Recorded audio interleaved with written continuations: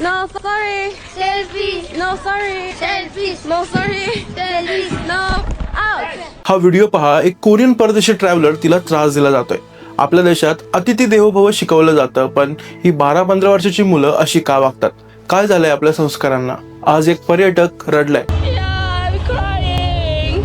भारताला देशाच्या नकाशातून डिलीट करा असं म्हणण्याची वेळ काय यावी? ही फक्त एका परदेशी प्रवाशाची कहाणी नाही, तर कित्येक ठिकाणी, ट्रेनमध्ये, सार्वजनिक ठिकाणी, अगदी पर्यटन स्थळांवरती सुद्धा असे अनुभव पाहायला मिळतात.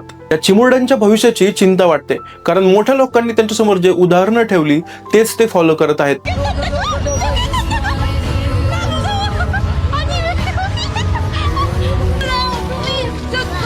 पर्यटक हे फक्त आपले पाहुणे नाहीत, तर ते आपल्या संस्कृतीचे दूत आहेत. का थांबलेत परदेशी पर्यटक इथे यायला? कारण त्यांना इथं सुरक्षित वाटत नाही. परिवर्तन बाहेरून नाही, तर आपल्या घरातून सुरू होतं.